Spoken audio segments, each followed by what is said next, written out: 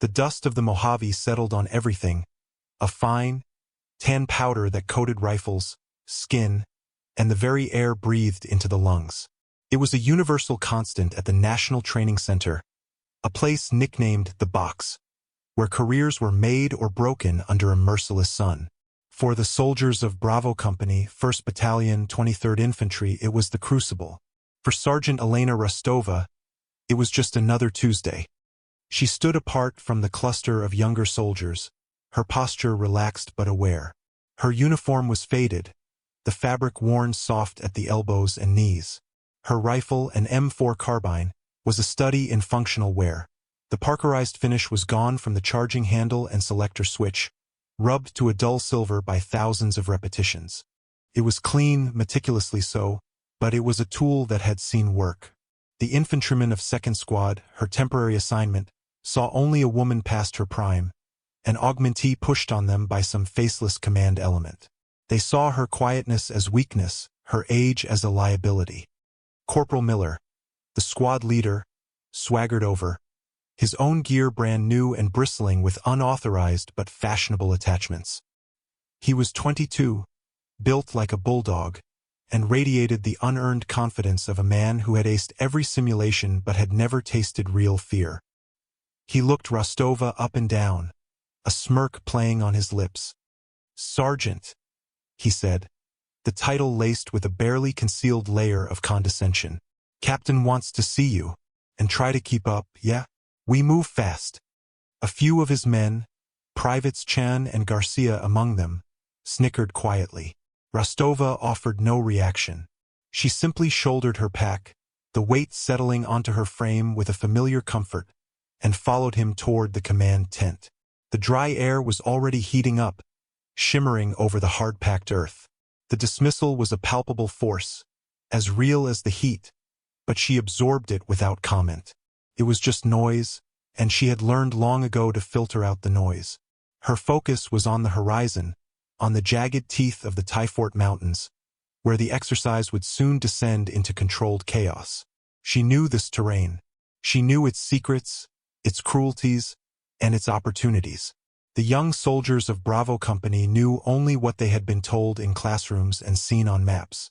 They were about to receive a very different kind of education. Inside the tent, the air was thick with the smell of sweat and digital maps. Captain Davies stood before a projected layout of the training area, a red laser pointer dancing across objective markers. He was a man carved from the same stone as Miller, just with more polished edges and the bars of a captain on his collar. He spoke with the rapid-fire cadence of a man who believed volume equated to authority. "Our mission is to seize and secure 3 key nodes in the Avawatz mountain range: Objective Serpent, Objective Viper, and Objective Rattler," he announced, the pointer circling 3 locations deep inside the simulated enemy territory. "OPFR is 11th Armored Cavalry, so expect a highly mobile, aggressive enemy. They know this ground better than we do. Speed and violence of action will win the day." His eyes swept the assembled squad leaders and attachments, finally landing on Rustova. He paused, his expression tightening with annoyance. He hadn't asked for an augmentee, especially not one from a logistics and support battalion, according to her paperwork. She was a sergeant and E5 with a file that was suspiciously thin. It listed basic qualifications and a long stint as a training support NCO. It screamed desk duty. "Sergeant Rustova," he said, his tone making it clear he was singling her out. "You're listed as a subject matter expert in unconventional warfare. That's a broad term," he gestured to the map.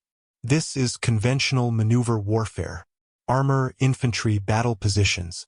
See that you don't get in the way of my soldiers who are experts in it." The message was clear, delivered for the benefit of his men. "She is not one of us. She is a liability." Miller's smirk widened. He felt validated. The captain saw it, too. This woman was dead weight. "Corporal Miller," Davies continued, "she's with you. Your squad is on point for the initial infiltration. Keep her in the rear of your formation. Give her a radio to monitor company net. Keep her out of trouble." "Hua, sir," Miller replied, the word sharp and smug. Rustova met the captain's dismissive gaze with a placid one of her own. She gave a slow, deliberate nod. "Understood, sir." There was no protest, no defense of her supposed expertise. Her stillness seemed to irritate Davies more than any argument could have. He saw compliance, but he interpreted it as passivity. He turned back to the map, dismissing her completely. "All right, listen up. The infiltration route will be through this wash." Rustova stepped back, melting into the shadows at the edge of the tent. She listened, but she wasn't just hearing the captain's words. She was listening to the wind outside, to the pitch and yaw of the generators, to the subtle shift in the tone of the men around her. They were amped up, eager for a fight, but it was the eagerness of a dog straining at a leash, not the coiled patience of a predator. They saw the objectives on the map. She saw the spaces in between, the dead zones, the ambush points, the funnels. The captain was planning a charge. The Opfer, she knew, would be planning a hunt. She adjusted the strap of her rifle, the worn leather a familiar anchor in a sea of youthful arrogance. The dismissal was complete. Now the waiting began. The first 6 hours were a grueling testament to the desert's indifference.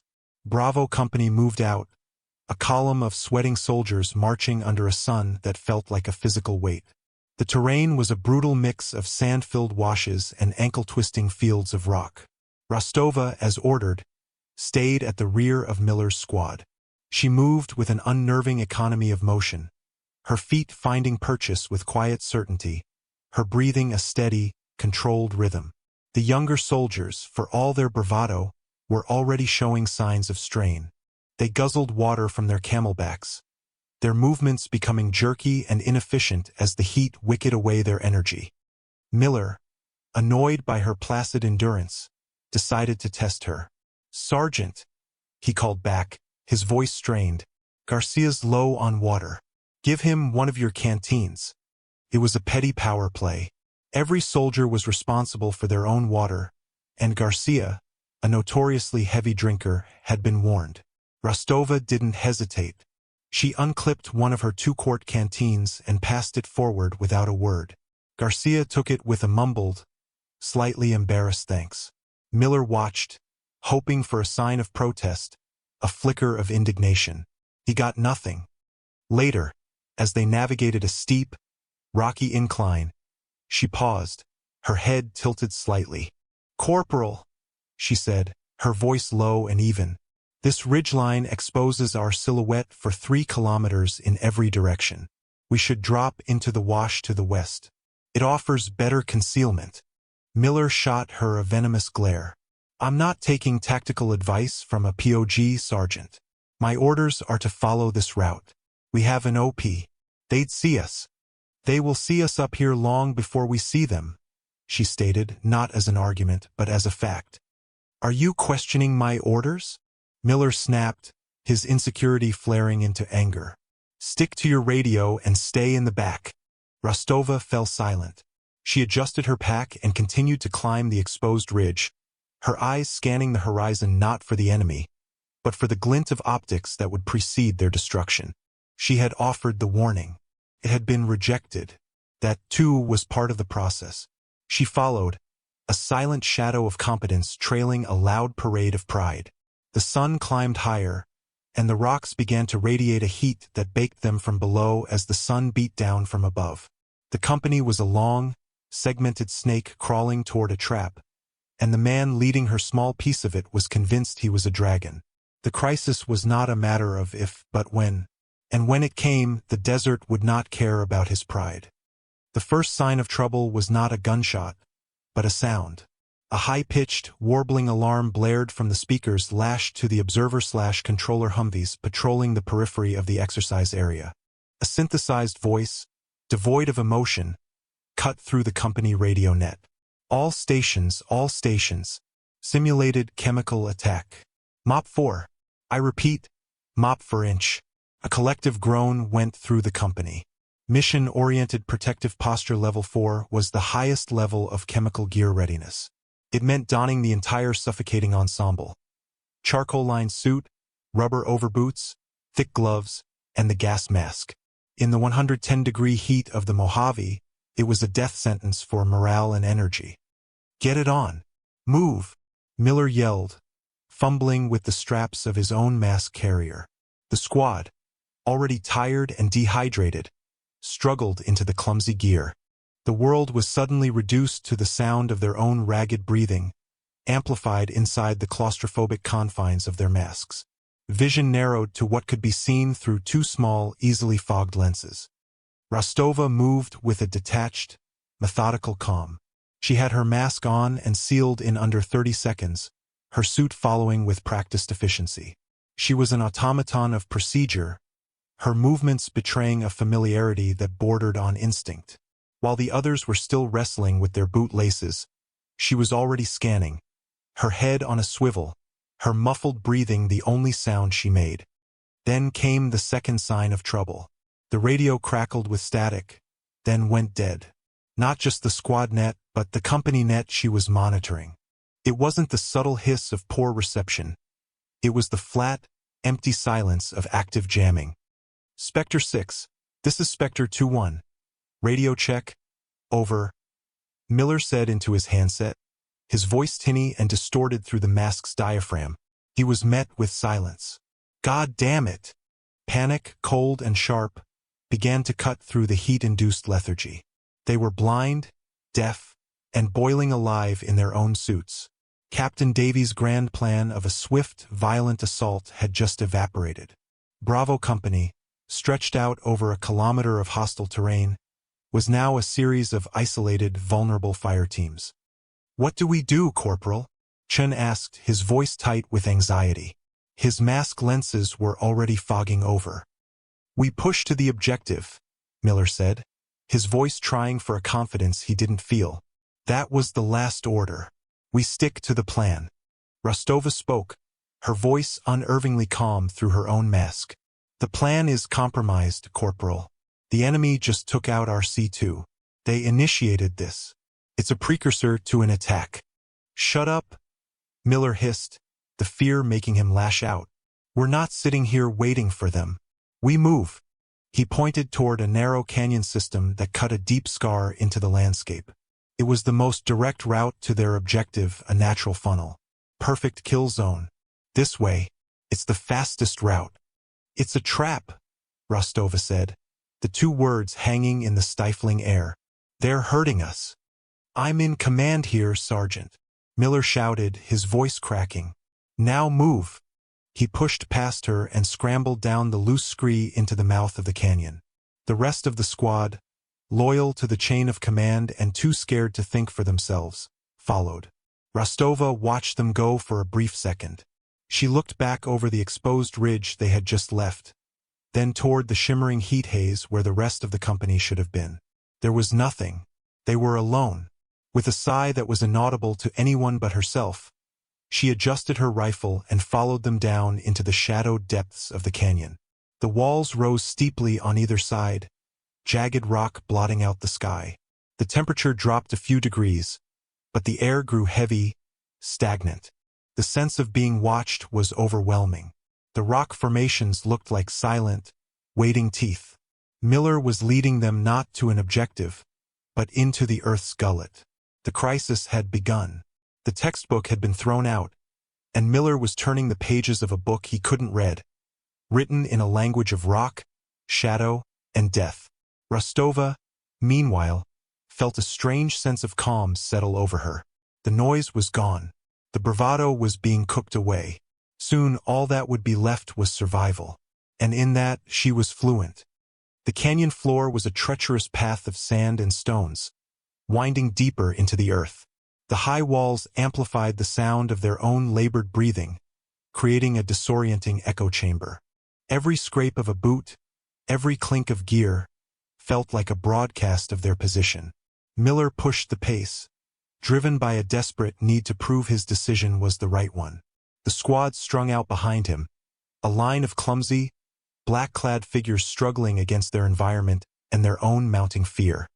Rustova moved at the rear, her pace deliberate. Her head was in constant motion, her eyes, clear behind the goggle-like lenses of her mask, scanning the canyon rims. She wasn't looking for soldiers. She was looking for discrepancies. A rock that was too symmetrical. A shadow that didn't quite match the angle of the sun. A bush that had been disturbed. She saw them all. Small signs, almost imperceptible, but to her they were signposts on a road to an ambush. A pile of pebbles stacked near a ledge. A range marker. A freshly broken branch on a creosote bush. The passage of a scout.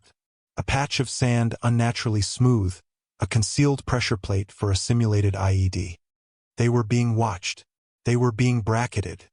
"Corporal," she said, her voice coming calmly over the squad's internal radio frequency. The only one still working. "Hold up. We're not stopping." Miller shot back, not even turning around. "There's an IED 10 meters ahead of your position.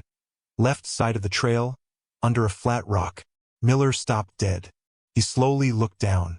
10 meters ahead, to his left, was a flat, gray rock, indistinguishable from 1,000 others. But now that she'd pointed it out, he could see the faint outline of disturbed sand around its edge. A wire, thin as a spider's thread, ran from it into a nearby cluster of rocks. A cold dread washed over him. He would have walked right over it. Before he could process it, the world erupted. It started with a sharp crack from the rim of the canyon high above, followed instantly by the shrill, piercing chirp of a Miles harness. "Garcia!" someone screamed. Private Garcia crumpled to the ground, the strobing light on his helmet indicating a simulated headshot. He was dead. Then the deluge. Miles' sensors began screaming all up and down their small column. The distinctive sound of blank rounds firing from M4S and M249S echoed off the canyon walls, creating a terrifying cacophony. The Opfer had let them walk deep into the center of a U-shaped ambush. They had fire teams on 3 sides, pouring down a storm of simulated fire from elevated, prepared positions. "Contact front! Contact right!" Miller yelled, dropping to one knee and firing uselessly at the canyon rim. He couldn't see a single target. "Get to cover!" The squad scattered, but there was no cover. The canyon floor was a killing field. Chun scrambled behind a small boulder, but a burst of fire from the other side of the canyon caught him in the back. His Miles gear shrieked its electronic death rattle. 2 men down in 5 seconds. The remaining soldiers were pinned, paralyzed by the sheer volume of fire. Their training kicked in, return fire, seek cover, but their training was for a symmetrical fight on a level field. This was a slaughter. Miller was screaming orders that no one could follow, his voice a frantic, cracking mess inside their helmets. Suppressing fire, bounding overwatch. Somebody get on the saw. But the saw gunner was already dead. The textbook answers were failing. Panic had taken root, and the squad was disintegrating. Rustova had not fired a shot. When the first round cracked overhead, she hadn't dropped. She had moved. With a fluid, economical motion, she slid sideways, pressing herself into a shallow declivity in the canyon wall that the others had overlooked. It wasn't cover, but it was concealment. It broke her outline. From there she watched. She ignored the noise, the chaos, the dying strobes of her squadmates' gear. She watched the muzzle flashes. Not just where they were, but their sequence. A burst from the right, followed by a burst from the front, then a single shot from the high ground on the left. It was a classic L ambush, designed to pin and destroy. But the shooters were disciplined. Too disciplined. They were firing in controlled bursts, shifting positions after every few shots. Professionals. She saw Miller, huddled behind a rock that was far too small, his rifle shaking. He was next. The Opfer would methodically eliminate every target until the exercise was over. Rustova moved. She didn't run. She flowed. Keeping low, she used the deep shadows near the canyon wall to her advantage. She pulled a smoke grenade from her vest. But she didn't throw it toward the enemy or to conceal her own position. She crawled up behind the boulder where Chen's body lay, and with a soft underhand toss, threw the grenade 20 meters behind the squad's position, further down the canyon. The grenade popped with a thick hiss, spewing a cloud of white smoke. As she knew they would, the Opfer shooters immediately shifted their fire, assuming the survivors were trying to break contact and retreat. The concentrated fire chewing up the dirt around the smoke cloud gave her the opening she needed. She slithered over to Miller's position, her movements as silent as a snake's. She put a hand on his shoulder. He flinched violently, spinning around, his eyes wide with terror behind his mask. "Breathe, Corporal," she said, her voice a low, steady anchor in the storm of noise. "Just breathe." He was hyperventilating, the thick air in his mask making it worse. "We're all dead. It's over." "Not yet," she said. "They're boxing us in. We don't fight out. We disappear." She pointed to a fissure in the canyon wall, a dark crack barely wide enough for a man to squeeze through. It was right next to them, but in his panic, Miller hadn't even registered it. "There. Go. It's a dead end. The canyon is the dead end," she countered, her voice sharp for the first time. "Go. Now." Something in her tone, the absolute lack of fear, the sheer certainty, cut through his panic. He scrambled toward the fissure. Rustova laid down a short, controlled burst of 3 rounds toward a muzzle flash she'd pinpointed on the right-hand ridge. It wasn't meant to kill. It was meant to make the shooter duck to buy a single second. The shooter ducked. It was all the time they needed. Miller squeezed through the crack in the rock, followed by one other survivor, a young private named Sanderson. Rustova went last, backing into the fissure, her rifle still pointed toward the kill zone. The narrow passage was dark and cool. It smelled of damp earth and stone. It twisted sharply after 10 feet, opening into a network of smaller, interconnected tunnels carved by eons of flash floods. They were inside the rock itself. The sound of the ambush faded, replaced by the dripping of water and the ragged sound of their own breathing. Miller leaned against a wall, sliding down to the ground, pulling his mask off with a gasp. Sanderson did the same, his face pale and slick with sweat. "They'll follow us," Sanderson whispered, his voice trembling. "They'll just wait for us at the entrance." Rustova had already taken off her own mask and was resealing it in its pouch. Her face was calm, her breathing already back to normal. "No," she said, her voice quiet in the confined space. "They won't. They think we're trapped in the main canyon.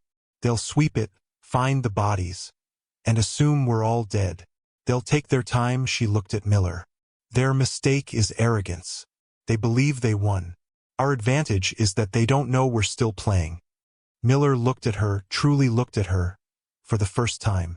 The dismissive smirk was gone, replaced by a raw, bewildered expression. The woman he had written off as a useless REMF had just saved his life, moving with a purpose and clarity that he, the squad leader, had completely lost. "What do we do now?" he asked, the question a genuine plea for guidance. Rustova slung her rifle over her shoulder. She produced a small, waterproof map from a pocket on her thigh and clicked on a red-lensed headlamp, the dim light barely illuminating the paper. She wasn't looking at the main topographical lines. She was looking at the faint, dotted lines indicating cave systems and drainage tunnels. Lines that weren't on the standard-issue maps Davies had handed out. "Now," she said, tracing a path with her finger through a maze of underground passages. "We stop being the hunted. We start being the hunters." The air in the tunnels was cold and carried the mineral tang of wet rock. For the first hour, they moved in near total darkness, guided only by the faint red glow of Rustova's headlamp. She led them through a labyrinth of passages, some so narrow they had to shed their gear and push it ahead of them, others opening into small, cathedral-like caverns where the silence was absolute. Miller and Sanderson followed without question, their earlier bravado replaced by a humbled, focused obedience. They were no longer soldiers following a sergeant. They were apprentices following a master. Rustova moved with an unsettling familiarity in the subterranean world. She taught them how to walk without making a sound, placing the ball of the foot down first, then rolling the weight forward. She showed them how to use the walls to feel for changes in the tunnel's direction, allowing them to move faster without light. "Sound travels differently down here," she whispered, her voice barely a breath in the oppressive quiet. "A kicked stone can sound like a gunshot. Breathe through your nose. Slow and steady. Don't let your gear rattle. She was a ghost, her pack perfectly balanced, her rifle held in a way that it never touched the walls. Miller, clumsy by comparison, felt a profound sense of inadequacy. Every tactical lesson he had ever learned was designed for a world of light and open spaces. Here, in the dark, those rules were meaningless. Rustova was operating on a different level, using a language of sensory input he was only just beginning to comprehend. After what felt like an eternity, she stopped at a fissure that allowed a sliver of daylight to pierce the gloom. She held up a hand, signaling for silence. She put her eye to the crack, motionless for a full 2 minutes. Miller could hear his own heart pounding in his ears. Finally, she pulled back. "They're above us," she breathed. "A 4-man team, sweeping the ridge. They're moving east, back toward the mouth of the canyon. They think we're gone." Sanderson let out a shaky breath. "So we wait for them to leave? Then we can get out." Rustova looked at him, her expression unreadable in the dim light. "Leaving is not the mission. They took our squad apart. They embarrassed our company. We're not leaving. We're resetting the terms of the engagement." She pulled her pack off and began silently removing items. A length of thin tripwire, 2 small, battery-powered motion sensors, a remote clacker for a claymore mine, though she carried no simulated mines. Her gear was not standard issue. It was a curated collection of specialized tools. "Corporal," she said, her voice dropping into a register of pure command. It wasn't loud, but it carried an undeniable weight. "Your panic is gone. Good. Now I need your focus. I'm going to create a diversion. You are going to be the trigger." She handed him the remote clacker. "This isn't wired to anything. It just makes a sound. When I give you a signal, a single click over the radio, you will press this button twice. It will make 2 loud clicks. They'll sound like a weapon misfire or a piece of gear breaking. They'll be looking for the source of that sound. They will look at you." Miller stared at the clacker in his hand. They'll just shoot me." "Yes," Rustova said without a trace of sympathy. "Your Miles gear will go off. You will be bait. But your job will be done. You will draw their eyes. Sanderson, you will be with him. You will lay down suppressive fire toward the west, away from their actual position. As soon as you hear the clicks, make noise. Sell the deception. Understand?" Both men nodded, their faces grim. This was no longer a game. "Where will you be?" Miller asked, his voice barely a whisper. Rustova was already repacking her gear, her movements precise and swift. She pointed up, toward the ceiling of the small cave they were in. "I'll be where they aren't looking." She led them through another series of tight passages that snaked upward. They emerged not into the open, but into a dense thicket of manzanita bushes clinging to the canyon wall, about 50 feet below the rim where the OPFOR team was operating. The position was almost invisible from above and below. She positioned Miller and Sanderson behind a thick outcrop of rock that offered good cover but a poor firing position. It was a perfect spot for bait. "Stay low. Don't move until you get my signal," she ordered. Then she was gone. She didn't crawl or run. She seemed to dissolve into the terrain, moving through the tangled brush with impossible silence. Miller and Sanderson waited, their nerves stretched taut. The sun was beginning to dip toward the horizon, casting long, distorted shadows across the canyon. The heat was less intense, but the tension was 1,000 times worse.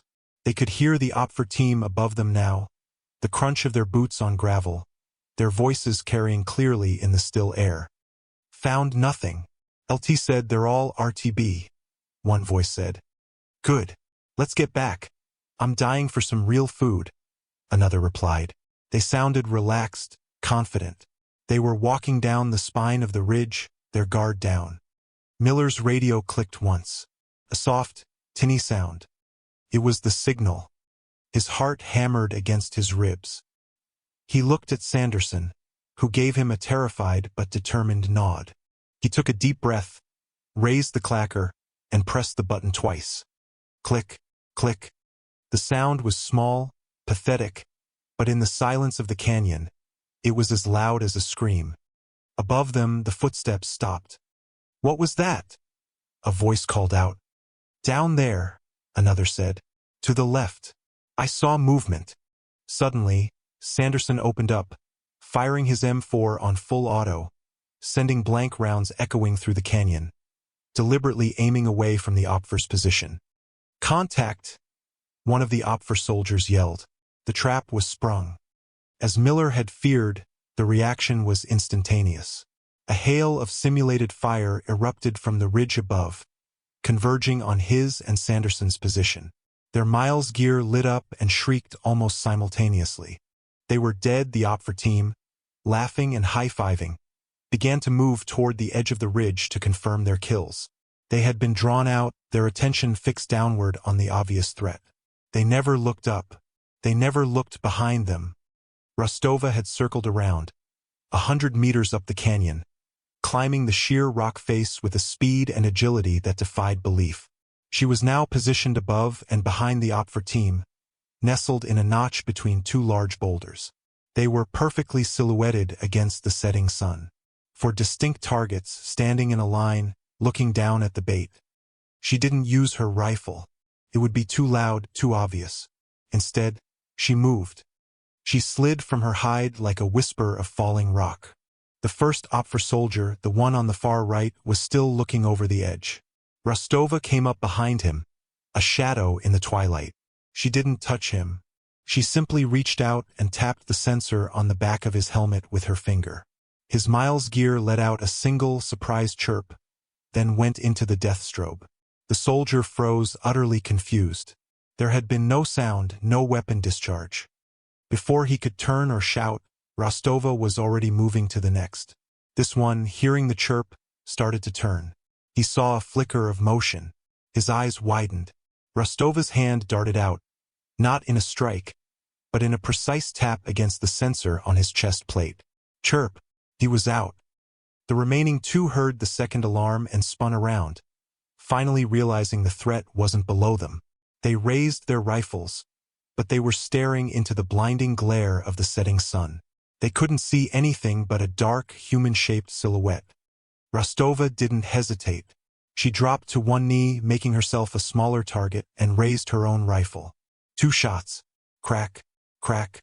The reports were sharp, precise. 2 more Miles harnesses screamed. Silence.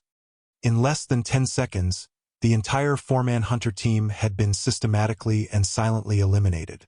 They stood there, blinking in confusion, their gear strobing, trying to understand how they had been taken apart by a ghost. Down below, Miller, whose Miles gear was still wailing, had crawled to the edge of his cover. He had watched the whole thing. He saw the first 2 soldiers go down without a sound. Then the final 2 dropped by an invisible shooter. He saw the dark silhouette stand up from the rocks, a figure of impossible competence against the dying light. It wasn't a firefight. It was an execution. The Opfer soldiers, now just spectators, were being herded together by Rustova. She moved calmly among them, her rifle held at a low ready, a silent predator who had just reclaimed her territory. One of them, a cocky sergeant, stared at her in disbelief. "Who the hell are you?" Rustova didn't answer. She just looked at him, her face an unreadable mask, until he lowered his eyes.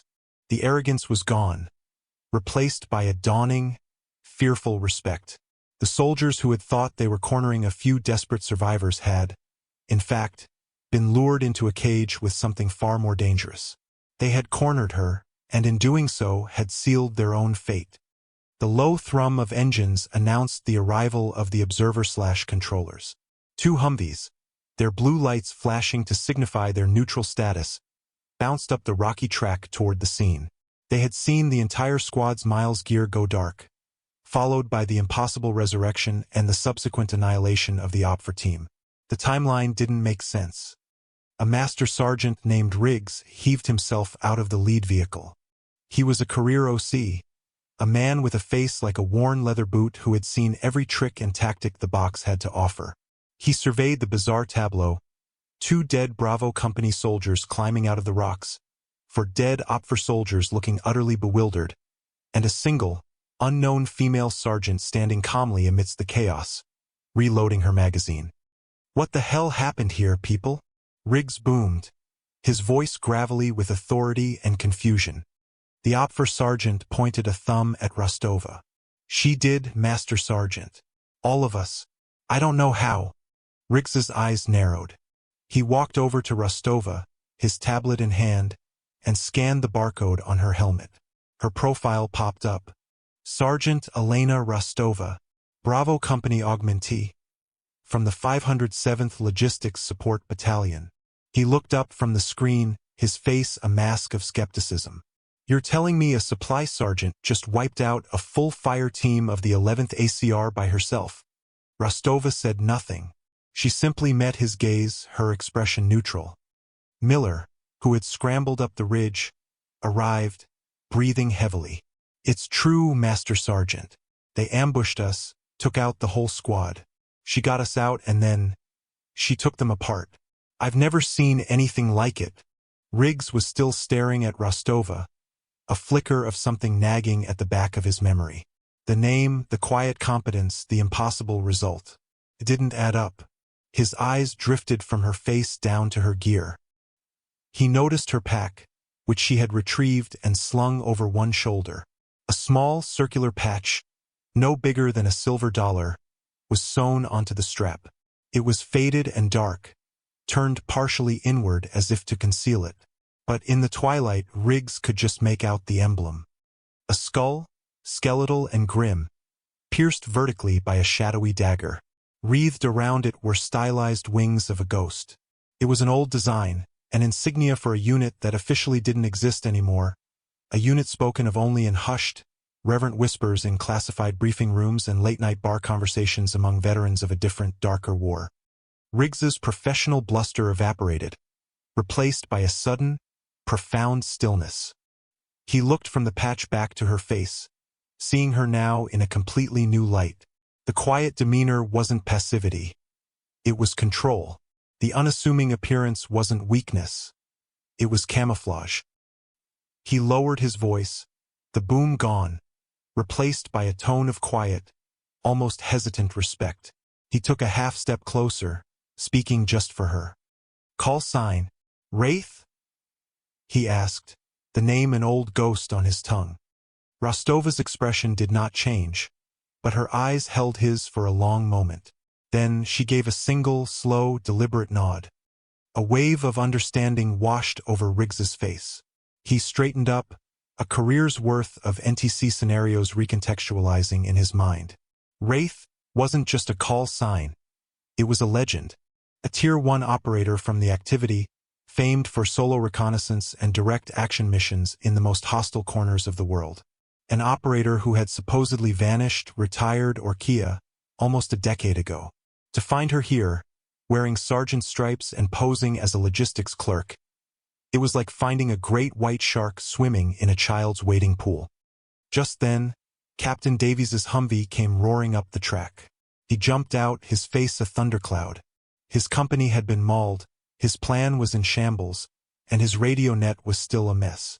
What is going on here, Master Sergeant? I've got a whole squad MIA, and... He trailed off as he saw the scene. He saw Miller and Sanderson alive. He saw the defeated Opfer team. And he saw Rustova. Riggs turned to face the captain. His entire demeanor had shifted. He was no longer just an OC.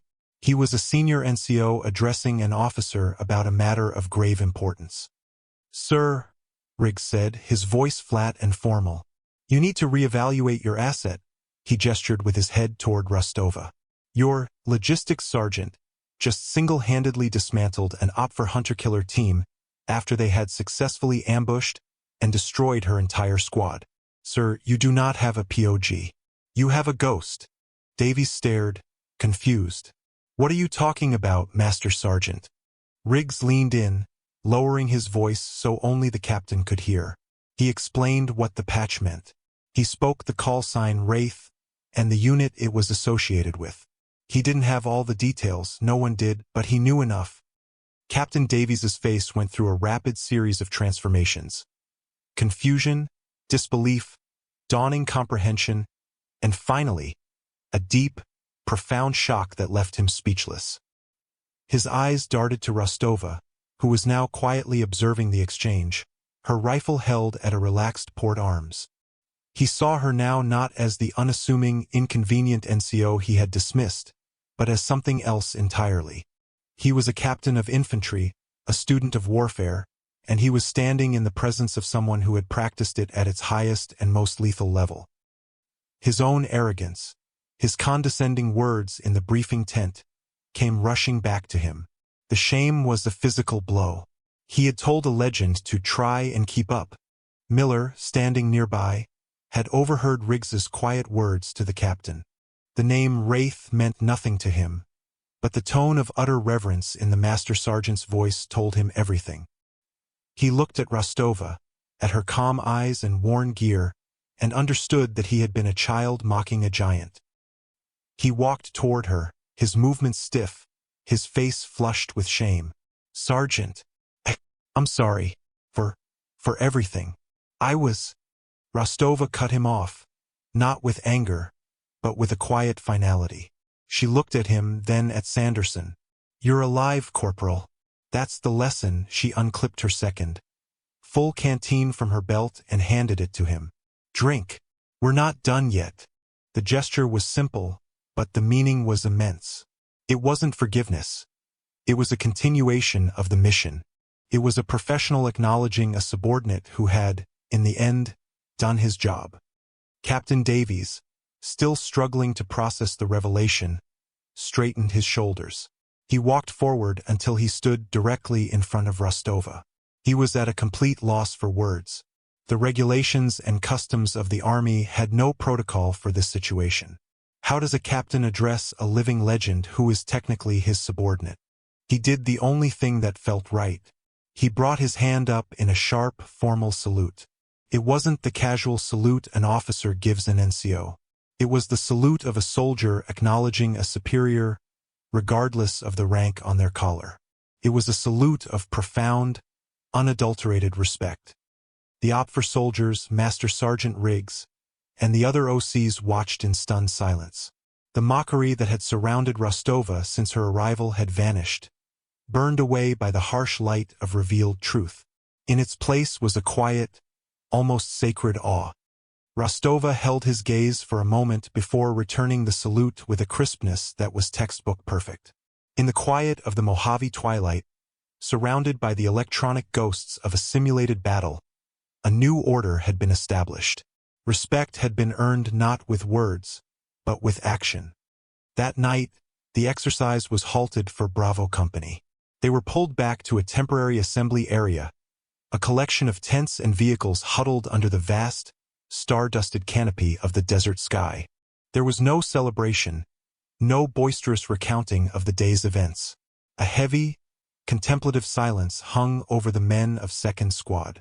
The near-total loss, followed by the impossible reversal, had sobered them more than any lecture from Captain Davies ever could. They sat in a loose circle, the rhythmic, metallic scrape and click of rifle bolts being cleaned the only sound. It was a meditative, almost penitent ritual. Each soldier was lost in his own thoughts, replaying the chaos of the ambush, the terror, and the quiet, lethal competence that had saved them. They stripped their weapons down, meticulously wiping away the fine dust and carbon fouling, their movements more deliberate than ever before. It was no longer just a chore. It was an act of respect for the tools they had so nearly failed. Sergeant Elena Rustova sat alone, a short distance away from the circle of young soldiers. She was perched on an ammo can, her own M4 broken down on a canvas mat before her. Under the cold, white light of a portable lamp, her hands moved with the grace and certainty of a surgeon. Each pin pushed out with a precise click, each part lifted, wiped, oiled, and inspected with an intensity that blocked out the world. The bolt carrier group, the trigger assembly, the star chamber, every component was rendered immaculate. The process was a ritual, a form of meditation she had practiced in 100 other desolate places across the globe. It was how she centered herself, how she processed the events of the day and prepared for the next. It was her form of silence. Corporal Miller watched her from across the small clearing. He had finished his own weapon, but it lay reassembled on his lap, forgotten. He saw the way her fingers moved, the absolute focus in her posture. He saw the woman who had been calm in the heart of the storm, the ghost who had moved through the rocks, the predator who had turned their desperate flight into a hunt. The shame he felt had not lessened, but it had changed. It was no longer the hot flush of embarrassment, but a colder, heavier weight of humility. He had been given a lesson in leadership, in tactics, in what it meant to be a true professional, and the tuition had been his own pride. He got up and walked over to the field kitchen tent, where a large urn of coffee was perpetually brewing. He poured steaming black liquid into a thick ceramic mug, the only one he could find that wasn't standard-issue tin. He carried it carefully back across the dusty ground, the heat warming his hands. He approached Rustova's solitary position. She didn't look up from her work, but he knew she was aware of his presence. Her focus never wavered from the small metal pin she was guiding back into her lower receiver. Miller stopped a few feet away, suddenly unsure of what to do or say. An apology still felt inadequate. A thank you felt too small. Words were useless. He remembered her actions, her economy of motion, the way every movement had a purpose. He decided to emulate it. He stepped forward, bent down, and placed the steaming mug of coffee on the flat rock beside her, within easy reach of her hand. He said nothing. Rustova paused her work for a fraction of a second. Her eyes flickered to the mug, then back to her rifle. Miller stood there for a moment longer in the quiet, then gave a short, almost imperceptible nod that she probably didn't even see. He turned and walked back to his squad, rejoining the circle of silent soldiers. He sat down, picked up his rifle, and began checking its action again, the sound of the charging handle sliding home a final, definitive note in the darkness. After a few more minutes, Rustova finished her work. She seated the magazine with a firm tap, checked the selector switch, and placed the reassembled rifle beside her. The tool was ready.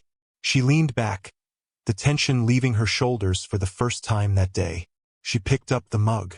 The ceramic was warm, a small pocket of heat against the cooling desert air. She wrapped her fingers around it, the warmth seeping into her skin. She took a slow sip, the bitter, black coffee a familiar and welcome taste. She didn't look toward Miller or his squad. Her gaze was fixed outward, on the vast, dark expanse of the Mojave that stretched to a horizon of unseen mountains. The sky above was a brilliant, breathtaking tapestry of stars, sharp and clear in the dry air, undimmed by city lights. The silence was no longer the oppressive weight of dismissal or the ringing in the ears after a firefight. It was a different kind of quiet now. It was the silence of shared understanding, of respect given and received without a single word. It was the peace that comes at the end of a long, hard day, under the watchful eyes of the stars. She took another sip of coffee and kept watch.